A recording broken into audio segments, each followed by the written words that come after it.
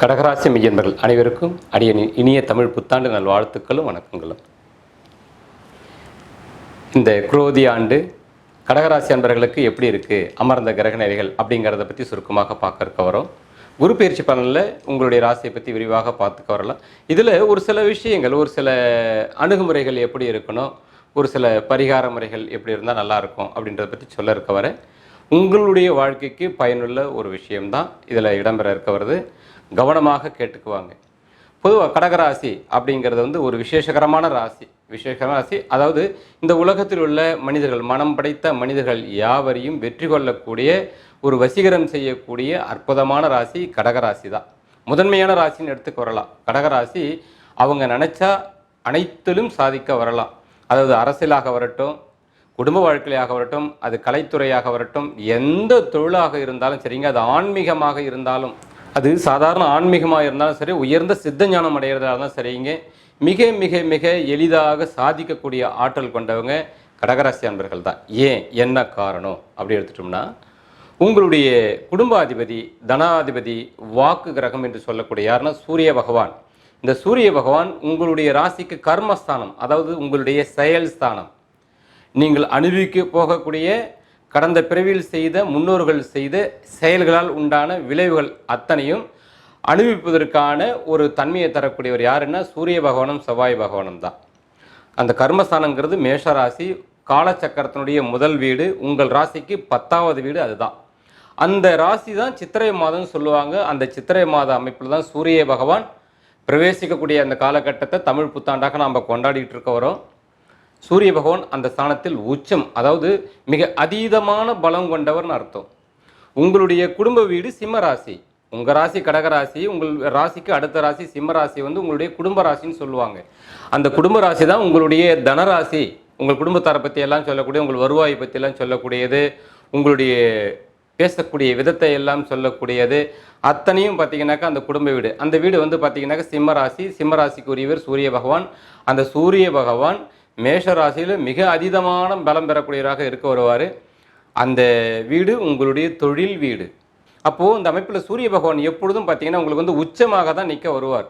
அப்போது தொழில் ஸ்தானத்தில் நவகிரக ராஜா சூரிய பகவான் பலம் பெற பொழுது தொழில் எதுவாக இருந்தாலும் சரி, எந்த வகையான தொழிலாக இருந்தாலும் சரி, அதை நீங்கள் எடுத்து செய்ய உங்களுக்கு அனுமதி உண்டு.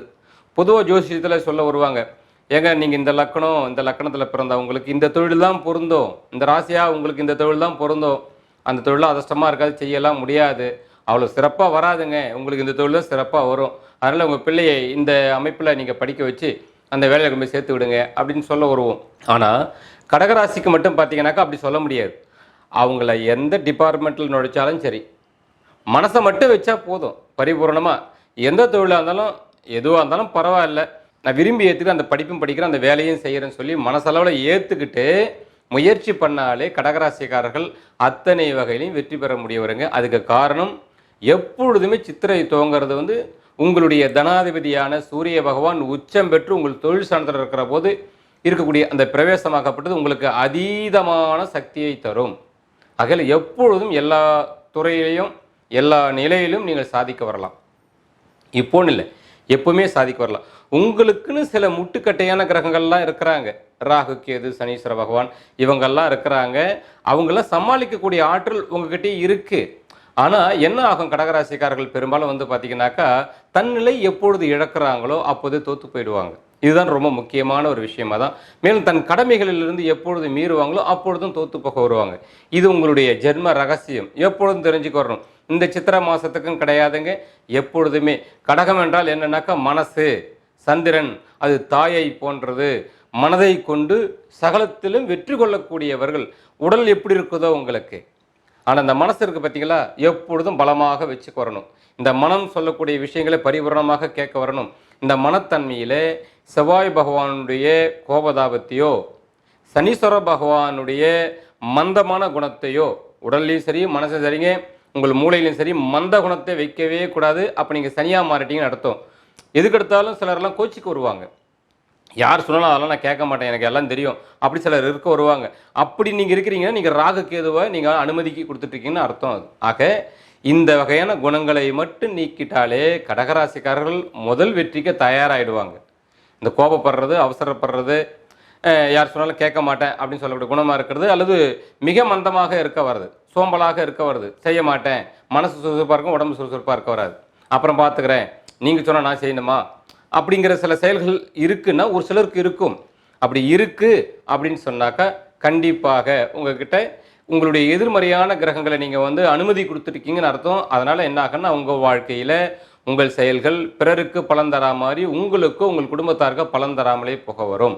அதில் நீங்கள் வாழ்க்கையை சரி பண்ணிக்க வேண்டிய ஒன்றுங்கிறது இந்த முதல் வீடியோலேயே நீங்கள் தெரிஞ்சிக்க வேண்டிய ரகசியம் இதுதான். ஏன்னா உங்களுடைய ராசிநாதன் சந்திர பகவான் இந்த ஆண்டு துவக்கத்திலே பார்க்குற போது 12ஆம் ஸ்தானத்தில் நிற்கிறார். 12ஆம் ஸ்தானம்ங்கிறது வந்து பார்த்திங்கன்னா உங்கள் ராசிக்கு பின்புலமாக இருக்கக்கூடிய மிதன ராசி, அது விரய ராசின்னு சொல்லுவாங்க. ஒரு சுப விரயம் இருக்குது, விரயத்தை விரும்பி செய்யக்கூடிய சூழ்நிலைகள்லாம் உங்களுக்கு இருக்கும். நீங்கள் வந்து பயணம் மேற்கொள்ள உங்களுக்கு நிறைய பிடித்த மாதிரி இருக்கிற வெளிநாடுகள் போக வரணும், வெளியூர் எங்கன்னா போக வரணும், வெளியூரில் போயிட்டு வேலை செய்ய வரணும், வெளிநாடு போய் சுற்றி பார்க்க வரணும், இப்படின்ற எண்ணங்கள்லாம் இருக்கும். அதில் கொஞ்சம் சொகுசியும் விரும்பக்கூடியதாக இருக்க வரும், கொஞ்சம் செலவுகளும் ஆகதான் செய்ய வரும். ஆனால் எல்லாம் நீங்கள் விரும்பினா மாதிரியே இருக்கும் அப்படிங்கிறது சொல்லப்பட வருது. இப்போது நீங்கள் விரும்பினா மாதிரி தான் இருக்கும் அப்படின்ற பட்சத்தில் உங்களை இன்னொரு கிரகம் இயக்காமல் நீங்கள் பார்த்துக்க வரணும். இப்போ நம்ம எப்படி செய்யணும், நம்ம செய்கிறதெல்லாம் சரிதானா, நம்ம திட்டமிடல் சரியாக இருக்க வருதா, நம்ம செய்யக்கூடிய காரியத்தால் பின்னாடி நன்மை தீமைகள் என்னெல்லாம் இருக்குன்றதெல்லாம் உங்கள் மனதை கொண்டு நீங்கள் ஆய்வு பண்ணி செய்தால் அந்த விரயம் உங்களுக்கு ஒரு சுப விரயமாக அமைய வரும். மனம் போன போக்கில் நான் போகிறேன், எப்படியோ நான் மனம் போன போக்கில் நான் போகிறேன் அப்படிங்கிற மாதிரி சூழல்கள் உங்களுக்குன்னு ஒரு தசாபதி ஆட்சி செய்துட்டு இருக்க வரும். உங்களுக்கு பிறக்கிற போது ஒரு லக்கணம் இருந்திருக்க வரும் இல்லைங்களா. அந்த கிரகங்கள் உங்களை உங்களுடைய இஷ்டத்துக்கு செயல்பட வைக்கிற போது உங்களுடைய ராசிநாதன் தான் விரயத்தில் நிற்கிறார்ல. ஒருவேளை அந்த தசாபுத்திகள் உங்களுக்கு பாதகமானவங்களாக இருக்கிறாங்க, உங்களுக்கு அனுகூலத்தை தரக்கூடாத ஒரு விரோதிகளாக இருக்கிறாங்கன்னு வச்சுப்போமே, அவங்க என்ன பண்ணுவாங்கன்னா உங்களுக்கு வீண் செலவு செய்யக்கூடிய ஒரு புத்தியை கொடுத்துருவாங்க, ஒரு ஆசையை தூண்டி விட்டுடுவாங்க. புரியுதுங்களா? அதனால் உங்கள் சந்திரன் மட்டுமே உங்களை இயக்குவார்னு நீங்கள் எப்பவுமே எதிர்பார்க்கக்கூடாது. நம்முடைய சந்திரன் ஒவ்வொரு நட்சத்திரத்தில் பெயரும் போதும் அந்த நட்சத்திரத்துக்கு ஒரு கிரகம் இருப்பாங்க, அந்த கிரகத்துடைய குணம் என்னவோ அது நமக்கு நடக்கும். ஒரு நட்சத்திரம் நமக்கு நல்லவங்களாக இருந்தால் இன்னொரு நட்சத்திரம் நமக்கு சங்கடம் தரக்கூடியவங்களாகவும் இருக்க வருவாங்க. பழிவாங்க துடிக்கக்கூடிய நட்சத்திரங்களும் நமக்கு இருக்குது. நம்ம என்ன பண்ணாலும் கோச்சிக்காத நட்சத்திரம் இருக்குது, நம்ம எதுவுமே செய்யலாலும் உதவி பண்ணக்கூடிய நட்சத்திரங்களும் இருக்குது. இந்த 27 நட்சத்திரத்தில் நமக்கு நல்ல வெங்கட்டம் எல்லாம் கலந்துருக்க வருவோம். இதையெல்லாம் கடந்து தான் உங்கள் ராசிநாதன் சந்திரன் பயணம் பண்ணுவார் ஒவ்வொரு நாளும்.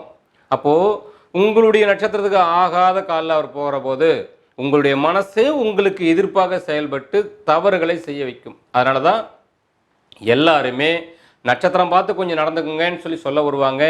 ஒரு நட்பு யார் பகை யாருன்னு தெரிஞ்சுக்கிட்டு இன்று நட்பு நட்சத்திரமாக பகை நட்சத்திரமாக தெரிஞ்சுட்டு அதுக்கேற்றாமல் நம்ம வாழ்க்கையை வந்து பயணிச்சுக்கணுன்றதுக்காக எளிமையான ஒரு விஷயம். அதற்காக தான் எல்லாருக்குமே எந்த ஜோதிடர்களும் செய்யாத ஒரு செயலை எல்லாருக்கும் பிடிஎஃப் வடிவில் நட்சத்திர அதிர்ஷ்டங்கள்ன்ற புத்தகமே நான் வந்து உருவாக்கி கொடுத்துக்கிட்டு இருக்கேன். இப்பவும் கொடுத்துட்டு தான் இருக்கேன். 99 ரூபாய் அதனுடைய விலை.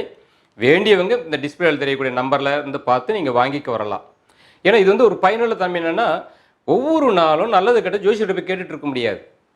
நமக்கு நல்லது எது கெடுதல் எது, எந்த நட்சத்திரம் என்ன செய்ய வரும், இன்றைக்கு நம்ம ஒரு செயலை செய்யணும், நல்ல செயல் அது செய்யலாமல் செய்யக்கூடாது, ஒருத்தரை பார்க்க போகணும், ஜோசியர்கிட்டே நேரமாக அலைஞ்சிட்டு இருக்க முடியாது. அதனால் ஒரு முழுமையான ஒரு தகவல் நம்முடைய சுய அறிவுக்கு இருந்துச்சுன்னு சொன்னால் ஒரு தேவையில்லாமல் ஜோசியர்ன்ற போர்வையில் இருக்கக்கூடிய ஒருத்தர்கிட்ட போய் நம்ம ஏமாற வேண்டிய அவசியம் கிடையாது. நல்ல ஜோசியராக இருந்தால் பரவாயில்ல. இன்றைக்கி நிறைய பேர் படிச்சுட்டு வேலை இல்லைன்றதுக்காகவே நிறைய பேர் ஜோசியராக உருவாகிட்டாங்க. அதெல்லாம் சாத்தியமாகவே ஆகாது. இப்படிலாம் நடக்குது நாட்டில், ஐயோ பாவம் மக்கள் எல்லாம் தவிக்கிறாங்கன்றதுக்காக தான் ஒரு சிரமம் வராமல் அந்த புத்தகத்தை நான் உருவாக்கி கொடுத்துட்ருக்க வரேன். விரும்பினால் நீங்கள் வாங்கி பார்த்துக்கோங்க. ஆக உங்களுடைய ராசிநாதன் சந்திர பகவான் பயணிக்கக்கூடிய நட்சத்திர குணங்கள் ஒரு புறம், அடுத்தபட்சமாக உங்களுக்கு இப்போ நடந்துட்டு இருக்கக்கூடிய தசா புத்திகள் அது ஒரு புறம். இப்போ என்ன செய்யணும்னா உங்களுடைய ராசிநாதன் விரயத்தில் இருக்கிறதுனால உங்களுக்கு எது போன்ற விரயங்களை எல்லாம் கொடுக்கலாம், மனதை எப்படி ஆட்டி படைக்கலாம் அப்படிங்கிற மாதிரி முயற்சி பண்ண வரும். இங்கே தான் நீங்கள் என்ன செய்ய வரணும்னா உங்களுடைய ஜென்ம நட்சத்திரத்தை நீங்கள் வலிமையாக்கி வச்சுக்க வரணும் எப்பொழுதுமே. அது நான் அந்த புத்தகத்தில் எல்லாம் தெளிவாக இருக்க வருது. இதை பற்றி நான் பதிவுகள்லாம் செய்ய இருக்க வரேன். நீங்கள் அதில் கூட நீங்கள் புத்தகம் ஒரு வேளை வாங்க முடியலைன்னா நீங்கள் அதை பார்த்து கூட நீங்கள் தெரிஞ்சுக்க வரலாம். உங்கள் ஜென்ம நட்சத்திரத்தை நம்ம எப்படி எப்பவுமே வலிமையாக வச்சுக்கிறது அப்படி தெரிஞ்சுக்கணும். ஏன்னா ஒவ்வொரு ராசிக்கும் ஒரு ரகசியம் இருக்குது. கடகராசின்னா அவங்க மனசை தான் வலிமையாக வச்சுக்க வரணும். மனசை வலிமையாக வச்சுக்கணும், தன்னுடைய ஜென்ம நட்சத்திரத்தை வலிமையாக வச்சுக்கிறதுக்கு முயற்சி பண்ண வரணும். ஆக இந்த செயல்களில் நீங்கள் அழகாக எப்பவும் செய்து வச்சுருந்தீங்க அப்படின்னு சொன்னாக்கா உங்களை ஆளக்கூடிய தசா புத்திகளோ உங்கள் ராசிநாத வெவ்வேறு நட்சத்திரத்தில் மாறுற போது அவங்க உங்களை ஆட்டி படிக்க முடியாது. நீங்கள் தான் எப்பொழுதும் உங்களை நீங்கள் ஆண்டுக்கு வருவீங்க. உங்கள் எண்ணம் செயல் யாவையும் நீங்கள் நினைத்த வண்ணம் நிச்சயமாக செயல்படுத்திக்க முடிய வரும். அது எப்பவுமே வச்சுக்கணும். அப்போது இந்த நிலையில் சந்திர பகவான் இப்போ விரயத்தில் இருக்கிறாரு, இந்த ஆண்டுடைய துவக்கத்தன்மையிலே இருக்கிறாரு. இவரை உங்களுக்கு சாதகமாக செயல்பட வச்சுக்கலாம். விரயம் தானே உண்டாகணும். ஒரு கல்யாணம் வச்சுக்கலாம், தொழிலை தொடங்கிக்கலாம், வெளிநாடுக ஒரு உத்தியோகத்துக்காக நான் போயிட்டு வரலாம். இப்படி நிறைய விஷயங்கள் நீங்கள் விரும்பின மாதிரியான விஷயங்கள்லாம் செய்துக்க வரலாம். நிறைய விஷயங்கள் இருக்குது. அந்த 12ஆம் வீட்டில் நிறைய விஷயங்கள் இருக்க வருது.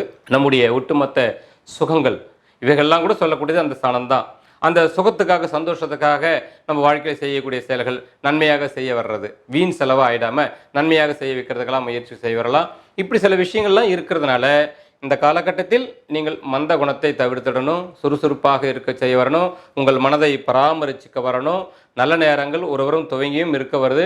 ஒருவரும் சதிகாரர்கள் என்று சொல்லக்கூடியவங்களும் உங்களை கவனிச்சுக்கிட்டு தான் இருக்கிறாங்க. நீங்கள் எப்போ ஏமாறுவீங்க அப்படின்ற முறையில் காத்துக்கிட்டும் இருக்க வராங்க. அதை பற்றி நான் அடுத்து சொல்ல வரேன். ஆகையால் நீங்கள் இப்போது விழிப்போடு இருந்தால் யாரும் உங்களை ஒன்றும் செய்ய முடியாது. நீங்களே ராஜா. நீங்கள் நினைத்தது அத்தனை நிச்சயமாக நடக்க வரும். அதுக்கு உங்கள் மனதை நீங்கள் செம்மையாக்கிக்க வரணும். ஏன்னா அதுவே உங்களுடைய ராசிநாதனுடைய பரிபூரணமான சக்தி. இந்த சக்தியை உணர்ந்து நீங்கள் செயல்பட்டால் போதும், அத்தனையும் உங்களதாகவே இருக்க வரும். இது ஜென்ம அமைப்புகள் சொல்லக்கூடியது. இரண்டாம் பட்சமாக சொல்லக்கூடிய 2ஆம் வீடுன்றது உங்களுடைய குடும்பஸ்தானம், தனஸ்தானம். உங்கள் கடமைகள் எப்பொழுதும் மிக தூய்மையாக பரிசுத்தமாக உங்கள் குடும்பத்தாருக்காக எப்பவும் உங்கள் உழைப்பு இருக்க வரணுங்க. நிறைய கடகராசிக்காரெல்லாம் பார்த்தீங்கன்னா குறிப்பாக பூச நட்சத்திரக்காரர்கள் எடுத்துக்க வரலாம். ஏன்னா சனி நட்சத்திரம் இல்லையா, பூச நட்சத்திரங்கிறது சனி நட்சத்திரம். இந்த சனி நட்சத்திரக்காரர்கள் பார்த்தீங்கன்னா உங்களுடைய ராசிநாதன சந்திரனுக்கு ஒரு எதிர்ப்பான கிரகம் தான். அவரை குருவாக மாற்றி வச்சுக்கிட்டோன்னு சொன்னாக்கா உங்களுக்கு எப்பவுமே நல்லது. நிறைய பேர் பார்த்தீங்கன்னாக்கா இந்த சனி நட்சத்திரக்காரர்கள் குறிப்பாக பார்த்தீங்கன்னா சனியாகவே வச்சிருக்க வருவாங்க.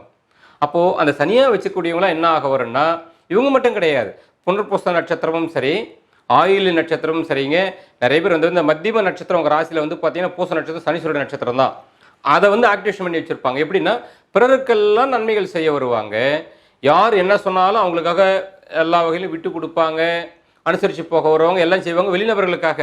தன் குடும்பத்தில் மட்டும் பார்த்தீங்கன்னாக்கா எந்த வேலையும் செய்ய மாட்டாங்க, யார் சொல்கிற பேச்சும் கேட்க மாட்டாங்க, எரிஞ்சு விழுவாங்க, சின்ன விஷயத்தையும் பூதகரமாக கொச்சிக்க வருவாங்க, முசட குணங்கள் நிறைய வெளிப்படுத்துவாங்க. இதெல்லாம் பார்த்தீங்கன்னா சனி குணம், சனியுடைய எதிர்மறையான குணத்தை வெளிப்படுத்திட்டு இருக்க வருவாங்க. ஏன்னா உங்களுடைய குடும்ப வீடுங்கிறது சூரியனுடைய வீடு. இந்த சனிக்கு சூரியனை கண்டா பிடிக்காது. அதனால் என்ன பண்ணுன்னா கடகராசிக்காரர்கள் பெரும்பாலும் தன் குடும்பத்தை தன் குடும்ப உறவுகளை எதிர்க்கக்கூடியவங்களாகவும் பிறரை நேசிக்கக்கூடியவங்களாகவும் இருக்க வருவாங்க. அவங்களோட தோல்வியே அங்கே தான் இருக்க வரும். இதை நான் எல்லாருக்கும் சொல்லலை. நீங்கள் குருவாக இருக்கீங்கன்னா உங்களுக்கு இந்த பிரச்சனை இல்லை. ஏன்னா இந்த பூச நட்சத்திரத்தில் தான் குரு பகவான் உச்சம் பெறுவார். தேவகுரு பிரகஸ்பதி உங்களுடைய கடகராசியில் தான் உச்சம் பெறுவார். உங்கள் மனகிரகம் என்று சொல்லக்கூடிய உங்கள் ராசிநாதன சந்திரனுக்கு பலம் தரக்கூடியவரே குரு பகவான் தான். இந்த சனி நட்சத்திரத்தை குரு என்று சொல்லக்கூடிய மனசுக்கு மனமாக இருக்கக்கூடிய குரு, மனதுக்கு பலம் தரக்கூடிய குருவாக இருக்கக்கூடிய கிரகம். அந்த குருவா மனசை நம்ம பலப்படுத்தி வச்சுக்கிட்டோன்னு சொன்னாக்கா நாம தான் நம்மளால நம்ம குடும்பத்துக்கும் சிறப்பாக செய்ய வரலான்னு அர்த்தம். மனம் போன போக்கு நான் அதெல்லாம் சிந்திக்க மாட்டேன், குருவெல்லாம் நான் ஆப்ரேட் பண்ண மாட்டேன், நான் என் நட்சத்திரத்தெல்லாம் நான் எப்பவுமே ஆப்ரேட் பண்ண மாட்டேன், நான் இப்படியே தான் இருப்பேன் அப்படின்ற வகையில் ஒரு கோபதாபத்துக்கெல்லாம் இடம் கொடுத்துக்கிட்டு சின்ன சின்ன விஷயத்தெல்லாம் கோச்சிக்கிட்டு இரவில் சரியான முறையில் தூங்காமல் கண் வீழ்ச்சி உடம்பு உஷ்ணமாக்கி வச்சுக்கிட்டு மண்டை சூடாக்கி வச்சுக்கிட்டுலாம் இருக்கக்கூடிய சிலர்கள்லாம் அதை பார்த்தீங்கன்னா சனி மேலும் நெகட்டிவாக மாறி இருக்க வரும். அவங்க பார்த்தீங்கன்னா அவங்க நினச்சது எதுவுமே சாதிக்க முடியாது. ஆனால் இவங்க நினச்சா யாருக்கெல்லாம் இவங்க தோழமையாக இருக்கிறாங்களோ அவங்க செயல் எல்லாத்தையும் செய்து கொடுத்துருவாங்க. எப்படியாப்பட்ட கஷ்டமான வேலையும் சர்வசாதாரணமாக ஐடியா கொடுப்பாங்க, ஐடியா கொடுத்தே சாதிச்சுடுவாங்க. சிலருக்கு மனதைரியம் கொடுத்து பெரிய ஆளை வாக்கி விட்டுடுவாங்க, பிறருடைய காரியத்தை ரொம்ப அழகாக சாதிச்சு கொடுத்துருவாங்க. தன் காரியத்தில் மட்டும் அத்தனையும் தோல்வியாகவே இருக்க வரும். தன் குடும்பத்தார் அத்தனை பேருக்கும் விரோதியாக இருக்க வருவாங்க, வெளிநபர்கள் எல்லோருக்கும் உறவாக இருக்க வருவாங்க. இதுதான் மைனஸ்ன்றது இதுதான். ஆகையால் இந்த குடும்ப வீடு என்று சொல்லக்கூடிய சூரிய பகவானுடைய சிம்ம ராசி சனி அமைப்புக்கு பொருந்தாமல் இருப்பதனால பெரும்பகுதி பேருக்கு, குறிப்பிட்டு சொல்லணும்னா ஒரு 90% பேருக்கு நான் பார்த்தவரில் பார்த்தீங்கன்னா 90% பேர் பார்த்தீங்கன்னா அப்படித்தான் இருப்பாங்க. என் பக்கம் நியாயம் இருக்குங்க, நான் எந்த குற்றவாளி இல்லைங்க, எங்கள் வீட்டில் இருக்கிறவங்க என்னை புரிஞ்சிக்க மாட்டாங்க, இப்படி இருக்காங்க அப்படி இருக்காங்க, இல்லை நான் நினச்சது நடக்க மாட்டேங்குது, இப்படிலாம் சொல்லக்கூடியவங்களா இருக்க வருவாங்க. எப்பவுமே சந்திரன் மறையிறது சூரிய உதயத்துக்குள்ளே எழுந்து சொன்ன கடகராசிக்காரர்கள்லாம் சந்திரனுடைய பொழுது இருக்கிற போதே பார்த்தீங்கன்னா சூரியன் உதயமான உடனே சந்திரனுக்கு வேலை இல்லை இல்லைங்களா. அப்போ விடிகாலில் ஏந்திருக்கிற பழக்கங்கள் பொதுவாக இருந்தாலே அவங்க குருவை அற்புத முறையில் ஆக்டிவேஷன் பண்ணுறாங்கன்னு அர்த்தம். இப்போது சூரியன் உதயமாயும் நான் தூங்கிக்கிட்டே இருக்கிறாங்க அப்படின்னா சனியை ரொம்ப அற்புதமான முறையில் ஆக்டிவேஷன் பண்ணுறாங்கன்னு அர்த்தம். ரொம்ப எளிமையான விஷயங்கள் நிறைய இதில் இருக்குது. இதில் ரொம்ப எளிமையாக புரிஞ்சிட்டால் போதுமான செயல். ஆக குடும்பத்தன்மையில் ஒரு வேலைகள் சொல்கிறாங்கன்னா அதை எதிர்க்கிறோம், எதிர்த்து பேசுகிறோம், முடியாதுன்னு சொல்கிறோம். இல்லை யார் எது சொன்னாலும் அதில் ஒரு குற்றம் குறைய நம்ம பார்க்குறோம். வரைக்கும் சனி வேலை செய்யுதுன்னு அர்த்தம். என் குடும்பங்க என்னை மிரட்டுவாங்க, திட்டுவாங்க, ஏதாவது சொல்கிறாங்க. இப்போ திட்டுவாங்க, அடுத்தது என்னை அரவணைப்பாங்க, பாசமாக பேச வருவாங்க. நானும் தான் அவங்ககிட்ட உரிமையாக பேசுகிறேன். இதில் கோச்சிக்கிறதுக்கு என்ன இருக்குது? எனக்கு அவங்க தான் முக்கியம் அப்படின்னு நீங்கள் நினைக்கிற ஒரு குணம் உங்ககிட்ட இருக்குன்னா நீங்கள் குரு ஆக்டிவேஷன் பண்ணி வச்சுருக்கீங்கன்னு அர்த்தம். தெரிஞ்சோ தெரியாமலோ இந்த நிகழ்ச்சிகள்லாம் நடக்க வரும். சரிங்களா? ஆகையில் இந்த அமைப்புகள் இருக்கக்கூடிய உங்களுக்கு இந்த சூரிய பகவானுடைய வீடு தனத்தை பெருக்கி தரக்கூடியது. உங்களுடைய குடும்பத்தை நீங்கள் பேணி காக்கிற போது, உங்கள் குடும்பத்துக்காக அத்தனை கடமையும் செய்வன் ஒரு உறுதியை நீங்கள் எடுக்கிற பொழுது உங்கள் கர்மஸ்தானம் சிறப்பான முறையில் வேலை செய்ய வரும். உங்கள் ஜென்ம ராசியில் தான் வந்து சூரிய பகவான் நட்பாக இருக்க வருவார், செவ்வாய் பகவான் நீச்சமாக இருக்க வருவார். அந்த நீச்சத்தை வந்து உச்சமாக மாற்றக்கூடிய ஆற்றல் நீங்கள் உங்கள் குடும்பத்து மேலே பராமரிப்பு வச்சுட்டாலே போதுமானது. குடும்பத்தார் சொல் கேட்கறது, உங்கள் பேச்சு கேட்குறாங்களோ இல்லை அப்பாற்பட்ட விஷயம். பொதுவாக குடும்பத்தார் சொல்லக்கூடிய விஷயங்களை சிலதெல்லாம் அனுசரிச்சுக்கிட்டு, எனக்கு குடும்பம், என் பரம்பரை ரொம்ப முக்கியமானது, இதனை உயர்த்துவது என்னுடைய லட்சியம், இவர்களுக்காக என் உழைப்பை எல்லாம் செலுத்துவேன், பாடுபடுவேன், இவங்களுக்காக எதை வேணாலும் நான் விட்டு கொடுப்பேன் அப்படின்ற ஒரு கொள்கை மனப்பூர்வமாக உங்கள் ரத்தத்தில் ஊறிடுதுன்னா இந்த 10ஆம் வீடு சிறப்பாக இருக்கும். நீங்கள் நிச்சயமாக நல்ல தொழில் தான் இருக்க வருவீங்க, நல்லா தான் மகிழ்ச்சியாக தான் இருக்க வருவீங்க. நான் சொல்லக்கூடிய இந்த குண அமைப்பு இருந்துச்சுன்னா நிச்சயமாக நீங்கள் பெரிய ஆளாக தான் இருக்க முடியும். கீழெல்லாம் இருக்க வாய்ப்பே கிடையாது. வாய்ப்பே இல்லை. ஏன்னா சூரியன் உச்சம் அந்த ஸ்தானம், செவ்வாய் அந்த வீட்டுக்கு ஆட்சி, பலமாயிடுவாங்க.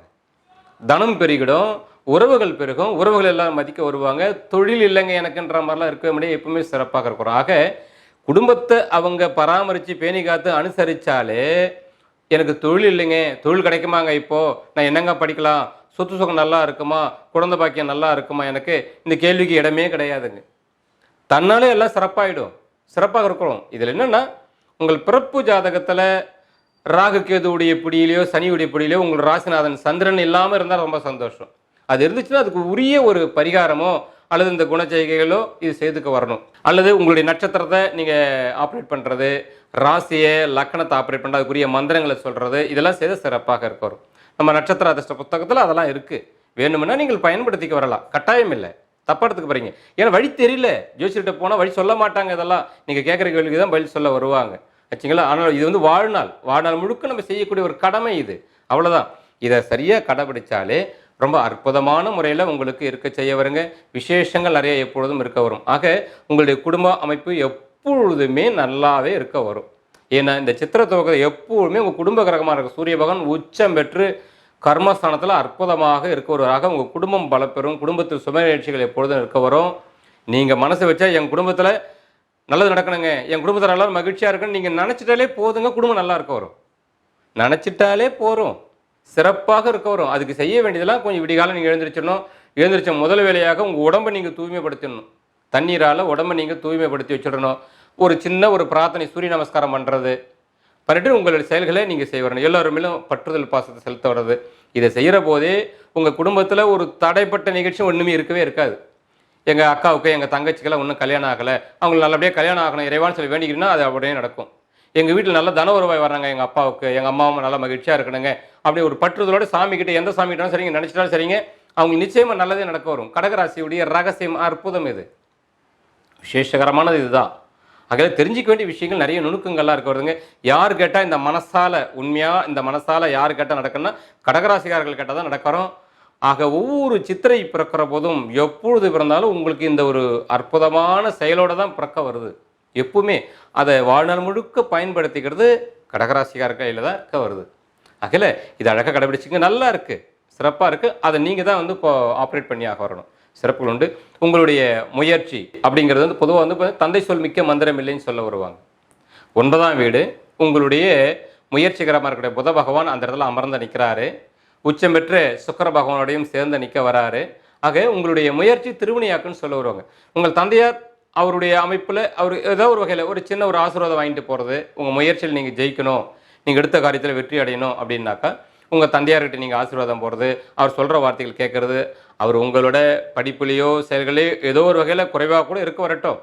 இந்த காலகட்டத்தில் வெற்றி கொள்ளக்கூடிய ஒரு எளிமையான சூட்சமம் என்ன அப்படின்னா, ஒரு தந்தையார்கிட்ட ஒரு பாதாபிஷேகம் பண்ணுறதோ இல்லை சாதாரணமாக அவர்கிட்ட தொட்டு வணங்கிட்டு, அப்பா என்னை ஆசீர்வாதம் பண்ணுங்க, நான் ஒரு வேலையை போகிறேன், அந்த வேலை நல்லபடியாக நடக்கணும், கொஞ்சம் ஆசீர்வாதம் பண்ணுங்க, இல்லை எனக்காக கோயிலில் போய்ட்டு கொஞ்சம் பிரார்த்தனை பண்ணிக்கோங்க, நான் இந்த வேலையை போகிறேன், அது சிறப்பாக அமைன்னு சொல்லி வேண்டிக்குங்க அப்படி சொல்லி நீங்கள் அவர்கிட்ட நீங்கள் கேட்டுக்கிறது. தெரிஞ்சோ தெரியாமல் நீங்கள் அவருடைய ஏதோ ஒரு வருத்தத்துக்கோ கோபத்துக்கோ ஆளாக்கி வச்சிருக்கீங்கன்னா அவருடைய அப்பா அம்மா தவறாக எடுத்துக்காதீங்க, மன்னிச்சிருங்க என்ன கொஞ்சம் அப்படி சொல்லி நீங்கள் அப்படி கேட்டுக்க வர்றது இப்படிலாம் பண்ணுற போது உங்கள் வெற்றியின் ரகசியம் இதெல்லாம் இருக்க வருது. உங்களுடைய 3வது வீடு கன்னி ராசி, அதுக்குரிய கிரக புத பகவான் உங்களுக்கு வந்து உச்சம் பெற்ற சுக்கிரனோடு நீச்சம் அடைஞ்சு இருக்கிறார். இப்போ உங்களுக்கு நீச்ச பலன் வேணுமா அல்லது நீசபங்க ராஜயோக பலன் வேண்டுமா? அதை நீங்கள் தான் முடிவு பண்ணணும். உங்கள் தந்தையாரை அனுசரித்து செல்லும் பொழுது நீசபங்க ராஜயோகம் அது உச்ச பலன் கிடைக்கும், சிறந்த பலன் கிடைக்க வரும். இல்லை நான் உதாசனம் செய்வேன், அவருக்கு எனக்கு ஒத்து வராது, அவர் பண்ணுற செயல் அப்படி எனக்கு எரிச்சல் ஊட்டிட்டாரு, என்னை கோவப்படுத்திட்டாரு அப்படின்ற மாதிரி இந்த நேரத்தில் இருக்கீங்கன்னா இது நியாய தர்மம் பார்க்குற இடம் இல்லை, சூழல் கிடையாது. கிரக ரீதியை வெற்றி கொள்ளக்கூடிய சூட்சமம் தான் இதெல்லாம். ஜெயிக்கணும்னா எதை எப்படி அனுசரித்து போகணுமோ அப்படி தான் போக வரணும். ஆக இப்படி நீங்கள் அனுசரித்து போகிற பட்சத்தில் உங்களுக்கு ஒரு எதிர்ப்பை காட்டும் பட்சத்தில் நீச்ச பலன் தான் உங்களுக்கு வேலை செய்ய வரும். அதனால் நீங்கள் ஜெயிக்கிறது உங்ககிட்ட இருக்குது, இந்த சூட்சமத்தில் இருக்குது. ஆனால் வெற்றி கொள்ள முடியும், சிறப்புகள் உண்டு. இனி வரக்கூடிய காலங்களும் குருவுடைய வருகை சிறப்பாக இருக்கிறதுனால உங்களுக்கு இந்த அமைப்புகள்லாம் சிறப்பாக கொண்டு போகும், தவறில்லை. சுகஸ்தானங்கள் சிறப்பாக வலிமையாக இருக்க வர்றதுனால உங்களுக்கு சொத்து சுகங்கள் கிடைக்க வர்றது, சொத்து சுகங்கள் பெருக வர்றது, அசையும் அசையா சொத்துக்கள் விரும்பினா மாதிரி வாங்க வைக்கிறது, இந்த செயல்கள்லாம் ரொம்ப நல்லா இருக்க வருதுங்க. விசேஷம் உண்டு. குழந்தை இல்லாதவங்களுக்கும் குழந்தை பாக்கியம் அமைவதற்கான நல் வாய்ப்புகள் இருக்க வருது. சின்ன தடைகளுக்கு பின்பு அது அமையக்கூடிய சூழல் உண்டாக வரும். அவசியம் குலதெய்வத்தை போய் பாருங்க. குலதெய்வ கோயிலுக்கு போகிறபோது சின்ன தடையாவது வராமல் இருக்காது. வீட்டிலேருந்து புறப்படுறதுலேருந்தே சின்ன சின்ன தடைகள் வர பார்க்க வரலாம். ஆகையால் வீட்டிலேருந்து புறப்படுறதுக்கு முன்னாடி விநாயக பெருமானுக்கு ஒரு கற்பூரமாச்சும் ஏற்றிட்டு வீட்டிலே சரிங்க உங்களுடைய பூஜை அறை இருக்கு இல்லையா, விநாயக பெருமான் வணங்கிட்டு நாங்கள் போயிட்டு வரவங்களும் எந்த இடையூறும் எந்த தடைகள் எல்லாம் நாங்கள் போயிட்டு வரணும் அப்படி சொல்லி வேண்டிக்கிட்டு நீங்கள் குலதெய்வ கோயிலுக்கு அவசியம் போயிட்டு வாங்க. குடும்பத்தோடு போயிட்டு வாங்க, ரொம்ப நல்லா இருக்கும், வரும் சிறப்பாக இருக்க செய்ய வரும். இது ஏன் சொல்ல வரேன் அப்படின்னா, உங்களுடைய குலதெய்வ ஸ்தானத்துக்குரிய கிரகம் செவ்வாய் பகவான் சனீஸ்வர பகவானோடு இணைந்து அஷ்டமஸ்தானத்தில் நிற்கிறார். நிற்கக்கூடாது இல்லையா? குலதெய்வம் இப்பொழுது உங்களை விட்டு விலகி நிற்குன்னு அர்த்தம். குழந்தைகள் கூட பார்த்தீங்கன்னா சிலருக்கு கடகராசிக்கார குழந்தைகளோட பார்த்தீங்கன்னா சிலர் ஏதோ ஒரு வாக்குவாதத்திலேயோ ஏதோ ஒரு ரூபத்திலேயோ பிரிஞ்சு இருக்கக்கூடிய சூழல்களோ அல்லது என் குழந்தைகளுக்கு உடம்பு சரியில்லைங்கன்ற மாதிரி சொல்லக்கூடிய சூழ்நிலை வர்றதோ இப்படிலாம் சில விஷயங்கள்லாம் உண்டாக பார்க்க வரும். அதில் கொஞ்சம் கவனமாக இருக்கணும். உங்கள் பிள்ளைகள் வகையில் உங்கள் பிள்ளைகள் ரொம்ப அக்கறை எடுத்துக்கிட்டு அவங்களுக்கு ஒரு நல்ல ஆசீர்வாதம் பண்ணி அவங்களுக்கு கவனிச்சிட்டு இருக்கணும். உடல் ரீதியான பிணியாக இருந்தாலும் பார்த்துக்கு வரணும். அதே போல் ஒரு புதுசாக இப்போ தான் குழந்தைய எதிர்பார்த்துட்டு இருக்கீங்கனாலும் சரிங்க, முறையாக இருக்க வரணும். அவசரப்பட்டு அறுவை சிகிச்சை சம்மந்தமான விஷயத்துக்கெல்லாம் அவசரப்பட்டு போயிடக்கூடாது, பார்த்துக்கு வரணும். குலதெய்வத்தை கெட்டியாக பிடிச்சிக்கு வரணும். ஏன்னா குலதெய்வம் விலகி நிற்கக்கூடிய காலகட்டம். இந்த காலகட்டத்தில் குலதெய்வம் விலகி நின்றுடுச்சு அப்படின்னு சொன்னாக்கா நம்மளை தண்டிக்கக்கூடிய கிரகத்துக்கெல்லாம் வலிமை ஜாஸ்தியாகிடும். என்னதான் குரு பகவான் நல்ல இடத்துக்கு வந்தாலும் சரிங்க, ஒன்றுமே பண்ண முடியாது. சுவர் இருந்தால் தானே சித்திரம் எழுத முடியும் இல்லைங்களா? அதனால் ரொம்ப கவனமாக இருக்கணும். இந்த காலகட்டத்தில் உங்களை கவனிக்கக்கூடியவர் குலதெய்வமே. அந்த குலதெய்வம் விலகி நிற்கிறதா விலக விடாமல் நீங்கள் போய் கெட்டியாக பிடிச்சிக்கணும். குடும்பத்தாரோட போயிட்டு கெட்டியாக பிடிச்சிக்கணும். இதை செய்யுங்க. உங்கள் பிள்ளைகளுக்கும் பாதுகாப்பு, இனி வரக்கூடிய சந்ததிகளாக இருந்தாலும் அவங்களுக்கும் ஒரு நல்ல பாதுகாப்பாக இருக்க வரும், உங்களுக்கும் பாதுகாப்பு கொடுக்க வரும். ஏன்னா அஷ்டமச்சனி உங்களை நடந்துகிட்டு இருக்க வருது. துன்பம், துக்கம், துயரம், மரணம், கண்டம் இவங்களை ஏதாவது ஒன்று கொடுத்தே தீர்வு. நோயினுடைய கொடுக்குறதோ, வெறுப்பை கொடுக்குறதோ, வேதனையை கொடுக்குறதோ, சண்டை சச்சரவை கொடுக்குறதோ, பிரிவினையை கொடுக்க வர்றது, செலவுகளை கொடுக்க வைக்கிறது, எதை ஒன்றாலும் பண்ணி ஒரு கௌரவ குறைச்சலோடு உண்டு பண்ணி கூட மரணத்துக்கு ஒப்பான சங்கடத்தை என்னால் கொடுக்க முடியும் அப்படின்னு காத்துட்டு இருக்கவர் தான் சனீஸ்வர பகவான். அவரோட உங்களுடைய குலதெய்வ கிரகம் போய் சேர்ந்துருக்கு இல்லையா? அதனால் உங்கள் குழந்தைகள் உங்களை ஏதாவது ரூபத்தை எதிர்த்தாலும் சரிங்க, அதை பெருசுப்படுத்திக்காதீங்க. ஏன்னா கிரகச்சாரம் அவங்க ரூபத்தில் கூட உங்களுக்கு கண்டங்களை கொடுக்க பார்க்க வரலாம். என் பிள்ளைங்க என்னை எதிர்த்து பேசிட்டாங்க, என் பேச்சு கேட்க மாட்டுறாங்க, சொல்கிறத கேட்க மாட்டுறாங்க, அப்படி கூட சனீஸ்வரோட சேர்ந்த செவ்வாய் உங்களுக்கு ஒரு துன்பத்தை உண்டாக பார்க்க வரலாம். அது ஒரு மாயை, ஏமாந்துடாதீங்க. எப்பொழுதும் போல் அன்பை செலுத்துங்க. ஏன்னா கிரகங்கள் அப்படிலாம் செய்யக்கூடிய சேட்டைகள் தான் எல்லாம். நம்ம கவனமாக தான் இருக்கிறோம். இறைவனை பிரார்த்தனை பண்ணிவிட்டு புரிஞ்சுக்கிட்டேன் கிரகம் சரியில்லை, அதனால் என் பிள்ளைகளை எதிர்த்து பேசுகிறாங்க, நான் பார்த்துக்க இறைவனிடம் ஒப்படைக்கிறேன்னு சொல்லி நீங்கள் அழகாக உங்களுக்கு பிடித்த இறைவனை அன்னை பராசக்தியை கெட்டியாக பிடிச்சிக்குங்க. உங்களை நிச்சயமாக காத்தருள்வாங்க, உதவியும் செய்ய வருவாங்க, அதை பார்த்துக்குவாங்க. அதே போல் பிள்ளைகளுக்கு செய்ய வேண்டிய செலவுகளாக இருந்தாலும் கவனமாக 1க்கு 4 முறை யோசனை பண்ணி சரியாக தான் செய்கிறீங்களா செலவுகளான்றதை பார்த்து தான் செய்தாகணும். ஏன்னா வீண் செலவுகளும் ஏற்பட பார்க்க வரலாம். அதனால் அதுலேயும் நீங்கள் கவனமாக இருக்க வரணும்னு சொல்கிறோம். அதனால் எல்லாத்துக்கும் முதல்ல குலதெய்வத்துடைய அனுகிரகத்தை வாங்கிட்டால் உங்களுக்கு எல்லாம் நல்லா இருக்கும் அப்படி சொல்லக்கூடியது. அதே போல் உங்களுடைய ருணரோக சத்துருஸ்தானம் உங்களுக்கு சாதகமாக இருக்கிறதுனால தீரா கடனும் தீரும், தீரா நோயும் தீரும், உங்கள் வம்பு வழக்கலாக இருந்தாலும் பிரச்சனை முடிவுக்கு வந்துடும், நீங்களே வெற்றி பெறுவீங்க அப்படின்ற விசேஷம் சிறப்பாக இருக்க வருது. உங்களுடைய திருமண பந்தம் இந்த காலகட்டத்தில் அமைக்கலாமன்னு பார்க்கும்போது தகுந்த பொருத்தத்தோட தகுந்த முகூர்த்தத்தோடு நீங்கள் அமைச்சால் மட்டுமே வாழ்க்கை சிறப்படைய வரும். ஏற்கனவே ஆணுங்களுக்கு பிரச்சனை இல்லை. ஏற்கனவே திருமணம் ஆகியிருக்குன்னா உங்கள் வாழ்க்கை துணையோட விகண்டவாதங்கள் செய்யக்கூடாது, வாக்குவாதங்கள் பண்ணக்கூடாது, அவங்களுடைய குற்றங்குறைகளை பெருசாக நினைக்கக்கூடாது. உங்கள் பிள்ளைகள் சனத்துக்கு எப்படி சொன்னோம் அதே மாதிரி தான் அவங்களும். சில நேரத்தில் என்னங்க அவங்க புத்தி கடத்தனமாக பேசுகிறாங்க, கோபமாக பேசுகிறாங்க, எரிச்சலாக பேசுகிறாங்க, எனக்கு ரொம்ப எரிச்சல் வருதுங்க, ஆத்திரம் வருதுங்க, அவங்க பண்ணுறதே எனக்கு கொஞ்சம் கூட பிடிக்கவே இல்லை. உங்களுடைய வாழ்க்கை துணையுடைய குடும்ப உறவுகள் உங்களை ஏதாவது சங்கடப்படுத்த பார்க்கலாம், அதெல்லாம் பெருசு பண்ணவே கூடாது. இந்த காலகட்டத்தில் சண்டை சச்சரவு எது வந்தாலும் எப்படி வந்தால் எங்கேருந்து ஒரு அவமானங்கள் வந்தாலும் சரிங்க, உறவுகளை குறிப்பாக சொல்ல வரேன், அதை நீங்கள் வந்து பெரிதுபடுத்தக்கூடாது. அழகாக விட்டு கொடுத்து போயிடணும். வெளியிலேருந்து ஒரு பிரச்சனை வந்தாலும் ஒதுங்கி கொடுத்து போயிடணும், அவ்வளோதான். நேருக்கு நேராக மோதக்கூடாது. ஏனென்றால் உங்களோடு மோதக்கூடிய பலசாலிகள் யாருன்னாக்கா சனீஸ்வர தேவர். உங்கள் ராசியுள்ள ஜென்ம நட்சத்திரமாக இருக்கிற அவர் தான். அவரை எதிர்க்கவே கூடாது. எதிர்க்காமல் நம்ம விட்டு கொடுத்தோ ஒதுங்கியோ நம்ம போயிட்டோன்னு சொன்னால், இல்லை அனுசரித்து போயிட்டாலும் சரிங்க, அவர் அமைதியாகிடுவார். அவர் எதிர்த்தா தான் கோபம் வரும். நம்ம அவர் அனுசரிச்சுன்னு வச்சிங்களேன், அவர் சக்தி குறைஞ்சி போயிடும். இது சூட்சமம். சனீஸ்வருடைய சூட்சமே இதுதான். ஆகையில் இது தெரிஞ்சிக்க வேண்டிய ரகசியம். ஏன்னா உங்களுடைய வாழ்க்கை துணையுடைய கிரகம் சனி அஷ்டமத்தில் போய் உட்காந்துருக்கார், கண்ட வீட்டில் போய் உட்காந்துருக்காரு. உங்கள் குலதெய்வத்துக்குரிய கிரகமாக இருக்கிற செவ்வாய் அதே அஷ்டமத்து சனியோடு தான் போய் சேர்ந்து நிற்கிறாரு. அதனால் வாழ்க்கை துணை மேலே ஆண் பெண் யாராக இருந்தாலும் சரி, வாழ்க்கை துணை மேலே கூடுதல் கவனம் வைக்க வரணும். புதுசாக வாழ்க்கையை அமைச்சிக்கிறதா இருந்தாலும் கூடுதல் கவனத்தோடு தான் அமைச்சிக்க வரணும். பிள்ளைகள் மேலும் கூடுதலான கவனங்கள் வச்சுக்க வரணும். யாருக்கும் ஒன்றாக வராது. இப்படி ஏதாவது ஒரு வகையில் எதிர்ப்பான வார்த்தைகள், மனசு நோக்கும்படியாக வேதனைப்படும்படியான நிகழ்ச்சிகள், இப்படி ஏதாவது சேட்டை பண்ண பார்க்க வரும். அஷ்டம சனி இல்லையா, சும்மாவா இல்லை, சிலர் நோய் நொடியை கொடுக்க வரும். சிலர்லாம் வந்து கணவன் மனைக்குள்ளே வந்து பிரிஞ்சு போகிற அளவுக்கு கூட வாக்குவாதங்கள்லாம் கூட சஞ்சரிகளாக கூட உண்டு பண்ண பார்க்க வரும். வரக்கூடிய குரு பகவான் அனைத்தையும் சரி செய்வார்னாலும் சனிதேவரை யாரும் ஒன்றும் பண்ண முடியாது இல்லையா. அதனால் நாம் வந்து உரிய பக்குவமே ரொம்ப முக்கியமானது. யார் எப்படியோ, நான் யாரையும் குற்றம் கண்டுபிடிக்கல, என் மேலே ஏதோ தவறு இருக்குது, ஆனால் என் தவறை நான் சரி பண்ணிக்கிறேன், என்னை மன்னிச்சிருங்க. ஏதோ ஒரு பிறவியில் நான் பண்ண பாவமோ என்னத்தில் இந்த பிறவியில் நான் தப்பே பண்ணனாலும் என் வாழ்க்கை துணையெல்லாம் என்கிட்ட கோச்சிக்கிறாங்க, முறைச்சிக்கிறாங்க, என் பிள்ளைகள் கூட சில நேரத்தில் எனக்கு எதிர்பார்க்குறாங்க, வேணா ஐயா நானே மன்னிப்பு கேட்டுக்கிறேன், என் மேலே தவறு இருக்கலாம், எனக்கு தெரியாது, மன்னிச்சிருங்க அப்படி சொல்லி கேட்டாலே அமைதியாக ஆயிடுவாருங்க சனிதேவர். இது நீங்கள் சிவாலயத்தில் இருக்கக்கூடிய கால பைரவர்கிட்ட போயிட்டு நீங்கள் கேட்க வரணும். இறைவா எங்களுக்கு ஆபத்து பண்ணுங்க, தெரிஞ்சோ திரும்ப தவறுகளை மன்னித்தருங்கன்னு சொல்லி நீங்கள் அவரை கேளுங்க. நல்லெண்ணெய் தீபம் ஏற்றி கேளுங்க, உங்களுக்கு ரொம்ப நன்மையாக இருக்கும். மாலை வேலையில் சனிக்கிழமையில் மாலை வேலையில் போகிறது ரொம்ப சிறப்பு, அல்லது திங்கள் கிழமையில் காலை வேலையில் போகிறது ரொம்ப சிறப்பாக இருக்க வரும், அல்லது செவ்வாய்க்கிழமையிலையும் காலை வேலையில் நீங்கள் சிவாலயத்தில் கூடிய கால பைரவரை போய் வேண்டிக்கிறது ரொம்ப நல்லா இருக்க வரும். அஷ்டமி தேதியிலையும் நீங்கள் போக வரலாம். வளர்பிறை தேவரில் எதில் உங்களுக்கு விருப்பம் இருக்க வருதோ அந்த டைமில் நீங்கள் போக வரணும். அஷ்டமியில் போகிறதா இருந்தாலும் மாலை வேலையில் தான் நீங்கள் போக வரணும். அஷ்டமி தேதியில் சனிக்கிழமையில் மாலை வேலையில், செவ்வாய்க்கிழமை, திங்கள் கிழமையில், ஞாயிற்றுக்கிழமை, பிற கிழமையில் போகிறேன்னு நீங்கள் காலை வேலையில் போயிடணும். போயிட்டு நல்லெண்ணெய் தீபம் இரண்டு புது அகலை வீட்டிலே சுத்தப்படுத்தி மஞ்சள் பூசி உங்கள் பூஜை அறையில் வச்சு வணங்கிட்டு, அதுக்கப்புறம் தான் விளக்கு திரியிலேருந்து எண்ணெய் எல்லாம் உங்கள் வீட்டில் இருந்தால் நீங்கள் எடுத்துகிட்டு போகணும். வாங்கி முன்னாலே வச்சிடணும். அதுக்கப்புறம் தான் நீங்கள் வந்து எடுத்துகிட்டு போக வரணும். ஆலயத்துக்கு எடுத்துகிட்டு போயிட்டு அந்த தீபத்தை உங்கள் வீட்டில் தங்கி இருக்கணும். எண்ணெயும் அந்த அகலும் அந்த விளக்கு திரி முதற்கொண்டு வீட்டில் இரவு தங்கி இருக்கணும். அது எடுத்துகிட்டு போய் தான் வேணும். போகிற போக்கில் நிறைய பேர் வந்து பார்த்தீங்கன்னா கோயிலுக்கு வெளியிலே வைக்கக்கூடிய தீபத்தை வாங்கி அப்படி ஏற்றிடுவாங்க இல்லை. அதெல்லாம் மேலும் தோஷத்தை தான் நமக்கு உண்டாக்க வரும். அந்த தவறுகள் செய்யாதீங்க. ஏன்னா பரிகாரத்துக்குன்னு நம்ம போகிற போது அல்லது தெய்வத்தோட உதவி கேட்குற போது நம்ம தூய்மையாக போக வரணும். எந்த பொருளாக நம்ம வீட்டில் இரவு தங்கினதானா அதுக்கு ஒரு தனி மகத்துவம் உண்டு வச்சிங்களா. அப்படி போயிட்டு நீங்கள் அழகான முறையில் மன்னிப்பு கேட்டு செய்வாங்க, ஒரு குறையும் ஏற்படாது. எல்லாம் உங்களுக்கு சாதகமாக நன்மையாகவே உண்டாக வரும். ஏன்னா பாக்கியம் நல்லா இருக்குது, கர்மஸ்தானம் நல்லா இருக்குது. கர்மம்னா நீங்கள் செய்யக்கூடிய செயல்கள்லாம் சிறப்பாக தான் நீங்கள் செய்யணும், உங்களுக்கும் உங்கள் குடும்பத்தாருக்கும் கௌரவமாக தான் நீங்கள் செய்யணும் தான் விதிநிலை இருக்கிறனால எல்லாம் நடக்கும். இந்த சனீஸ்வர பகவானுடைய வேலையும் அவர் செய்தாகணும் இல்லையா. நான் உடம்பை நான் முடக்கிட்டனாக்கா அந்த வேலையை எப்படி செய்வீங்க நான் பார்த்துறேன். நம்ம இல்லை உடம்பை முடக்க பார்க்குறது, இல்லை மனசை முடக்க பார்க்குறது, வேதனையை உண்டாக்கிட்டால் நம்ம எந்த வேலையும் ஒழுங்காக செய்ய மாட்டோம் இல்லைங்களா. ஒரு வேதனையை ஒரு புத்தி பேதலை இப்போ மனசில் கொடுத்துட்டாருன்னா உடம்புல கொஞ்சம் ஏதாவது ஒரு நோய் நொடியை கொடுத்துட்டாரு, இல்லை செலவுகளை கொடுத்துட்டாரு வச்சுங்களேன், நமக்கு வந்து தேவையில்லாத சிரமங்கள் எல்லாம் வார்த்தைகளை விடுவோம், இல்லை செயல்படுவதில் வருத்தத்தை ஏற்படுத்தி விட்டுடும். இப்படி பல வகைகள் நட வரும். அது சனிதேவரால் முடியும்.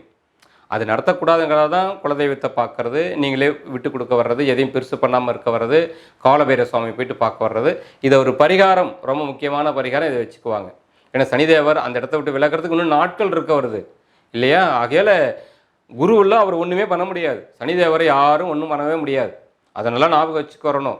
அதனால தான் உங்களுடைய சந்திரன் எப்பொழுதும் சனீஸ்வரரை கடக்கிற போதும் ஆபத்து. சந்திரனை உங்கள் ராசியே சனீஸ்வரர் கடந்தாலும் ஆபத்து. 7.5 சனின்னு சொல்லுவாங்க இல்லைங்களா.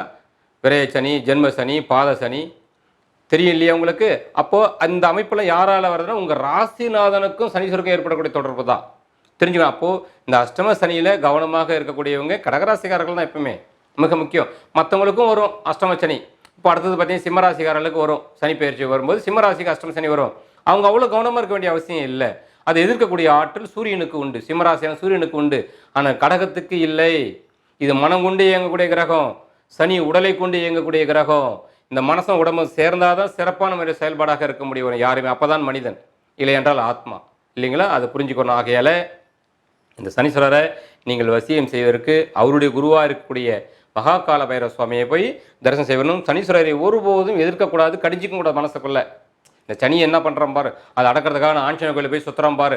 ஏன்னா நிறைய ஜோசியர்கள் தப்பு அப்படி தான் சொல்லிட்டு இருக்கிறாங்க. சனீஸ்வரரை எதிர்க்கிற மாதிரி மனசில் வச்சுக்கிட்டு ஆஞ்சநேயர் கோயிலை சுற்றி வருவோம், காலபைரவரை வழிபாடு பண்ண வருவோம்.